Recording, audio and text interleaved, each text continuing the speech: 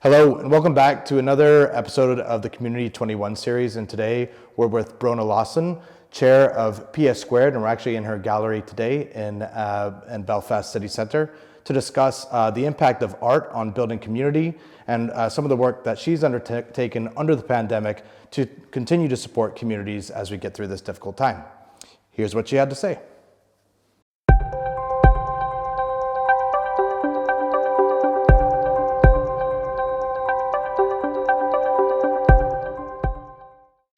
Bronagh, thanks for having us here today. I just want to see if you want to start out and tell us a little bit about yourself, your work in the arts, and your work in community as well. I am a visual artist, and I work kind of independently on that. But specifically for this, I am the chair of PSsquared, which is a gallery in the centre of Belfast. We have 10 studio spaces. And we've done lots of different projects over the years, some out in the community, sometimes in the gallery. It just depends. We like to have the freedom in order to be able to make those decisions on that. Of course, yeah. And do you want to expand a little bit on the projects that you've worked on, particularly before COVID, and kind of just the work you did prior to that?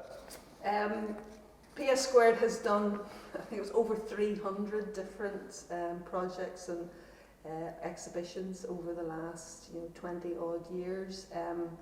They were very much involved in Pease Park, which is up in North Belfast, and one of the interfaces, and would have been one of the originators of that particular project, or been involvement of that. Where they have like a community garden now, and we would supply artists in order to do interventions and all sorts of things there. We've done work down in Ballykilner, the camp, the old army base down there. We've done stuff all around the city centre, but we also do.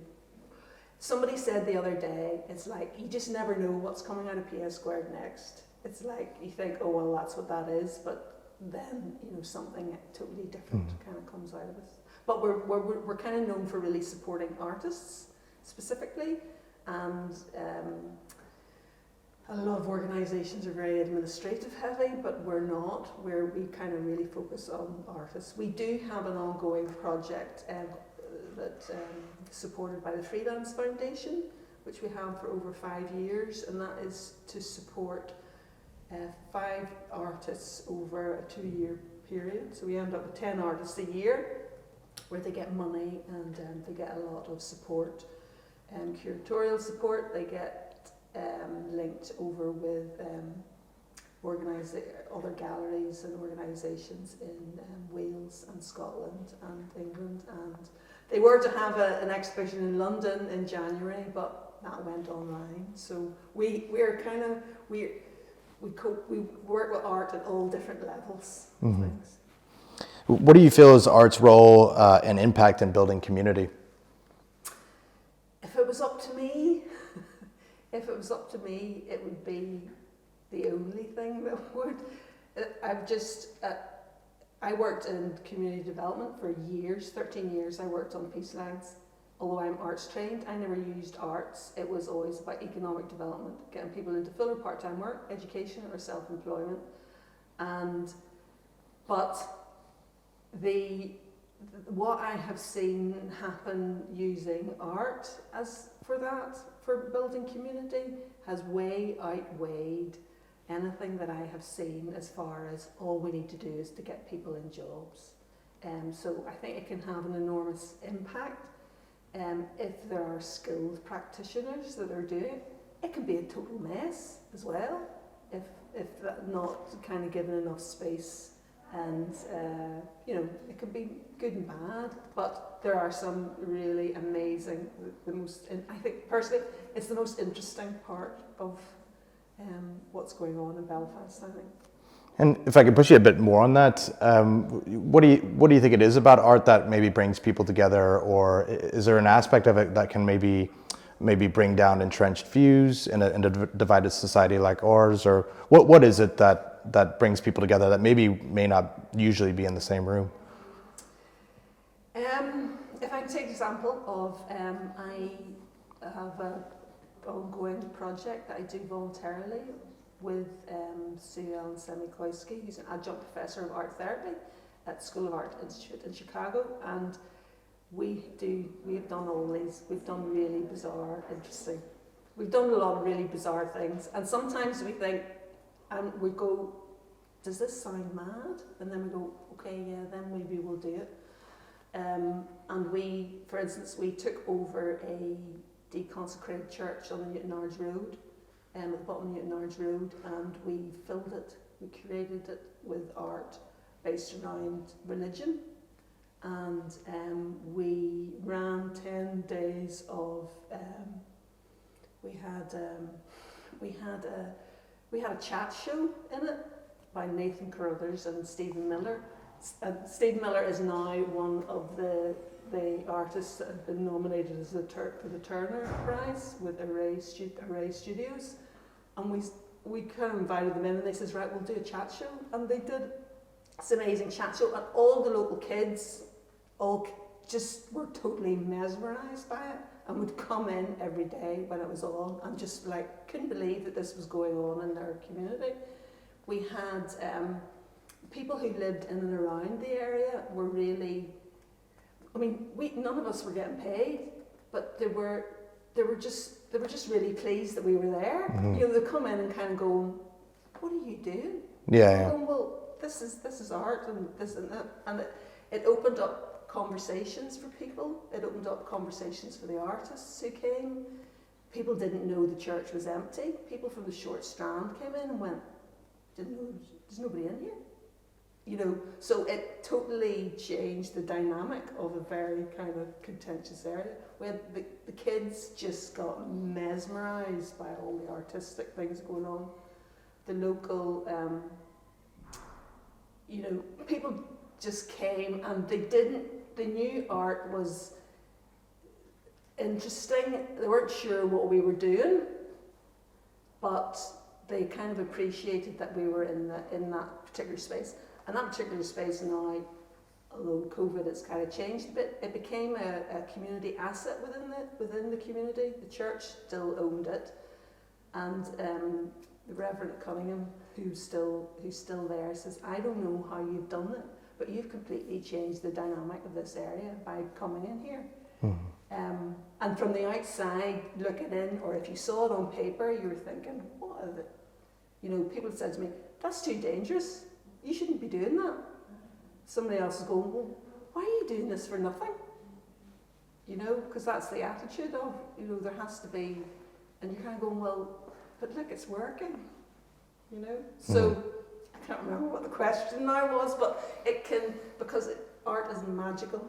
It's magical. You can get kids who, I mean, I'm thinking of the Golden Thread Gallery had a project that they did up around draw down the walls, and they had a lot of the children who were, or teenagers, people who the youth workers couldn't reach, and suddenly you come in with artists, and it's like, I remember one of the feedback things on that, they were kind of going, the youth worker was going, "I don't know what you're doing. You come in here, you jump about, and you put something over your head." And then you know, with these kids, and the next thing is they'll talk to me rather than going, that's shite, you know, whatever it happens to be. So there's a kind of alchemy and a magic that can happen with art that is odd, but that oddness is interesting, and you know, and that can then it can reach people, you know, where other things kind of can't. Sure, it's a bit of a conduit to conversations that maybe wouldn't be had otherwise if it wasn't present. Yeah, I have seen people in galleries. I have seen people in galleries having conversations with art around them, and I've had conversations in galleries that I would never have had. I've been in galleries with people who I would not meet in any other sphere of life, having really deep, interesting conversations, without people fighting each other, you know, because it's a bit odd, and so, but it just brings stuff up for people and can kind of support that, and it can be magic. So, Bronagh, obviously, COVID has had an impact on people across the spectrum. I just wanted to see, how have you transitioned during the pandemic period, and how have you adapted to the way that you work with communities and work within the arts? Well, I suppose for on the level of all the artists who we support through the Freelance Foundation, everything just went online in order to be able to do that. So that was a kind of thing that could be done kind of quicker on that. We kind of outreach to different artists as kind of, or different, in order to try and look at how we could kind of support them and what they were doing and in where they were at. There was the really amazing project that I was involved in was called The Right to Create, and with that, what we were really looking at was trying to focus on the fact that a lot of arts activities, or maybe it's high art or whatever it happens to be, is focused on people who were the most. It's not saying the most ability, because it's not. It's the most non-neurodivergent. I don't know. But I worked for a number of years part-time with artists with learning difficulties, and came across the fact that there are spaces there are specific studio groups for artists with learning difficulties in the south, in Scotland, all around the world, but there's none in Northern Ireland. So you're maybe finding people who kind of need a little bit more help, but their art has a great deal of worth. So we used part of the time during the pandemic to highlight this, and we built a fake studio in this gallery to set up, because people couldn't understand. We would talk to people about this and they couldn't kind of visualise what we were talking about. So we kind of built one in the gallery as what it was, and we put artists who come under this area, their work within the gallery, and then we ran a whole series of events online to highlight this and to kind of include people. And it was really, it really focused attention on this specific issue for a short period of time. And what we found was that it's because you're maybe getting artists with learning difficulties who were at home, who could not then go to workshops or do other things. So you were trying to support them, where they were at, as opposed to trying to get them places. So it enabled us to kind of do that. A really magical thing that came out of that was Alistair McLennan, who's a very well-known kind of artist. He works with a similar organisation in Kilkenny called KCAT. We kind of linked up with them. But from a conversation of me phoning him up to say, I'd just like to thank you for coming and participating in this discussion and highlighting this. We're saying that we really noticed that people really enjoyed connecting in on Zoom. Now, I know there is the doom of Zoom, as I've heard it called, all these talking heads, just talking. I understand completely what you're saying, yeah. We've all been there. Yeah, we're all burnt out on it, we're for sure. Burnt out on that. Yeah. Like artists, we can't do that. Yeah. So I was talking with Alistair, and I says, well, why don't we just do something? Because he was saying, oh, come, he says he was inviting me to his studio, and we would do that. I says, well, why don't we just we can't do that at the moment, so why don't we just do something online, and then we'll kind of link people in. So he started it off, the first week he started it off, and we have been running it ever since. Every Tuesday from 10 to 11, anybody is welcome in order to join us. The link is on the PSsquared website. But what has happened is there's this amazing community that has built on that. And how we stop the doom of Zoom is an artist is invited to lead it every week, and then we call it, so it's online shared communal drawing, and unlike the doom of Zoom, an artist is invited to lead it every week, and we get between about 18. I think the most we've had is about 40 people. That's amazing. 35, 40 people on it. There's a core group that's the same, but then people kind of come and go and then they lead the kind of workshop. But we have retired lecturers on there. We have people, hobbyists. We have people with art degrees. We have a cohort of people in Germany that have like really linked into it. We've had somebody from Australia on it. And it's really interesting to see. And last week, we had one of the artists with learning difficulties. She led it. And it was amazing. Amazing. She was amazing. She was totally amazing. And she really prepared for it. Now, she had a little bit of support, but she totally prepared for it, and she was totally spot on. I was thinking, that is amazing. There she is, sitting doing this with retired art lecturers on it, and all of these people with all of these skills in different ways.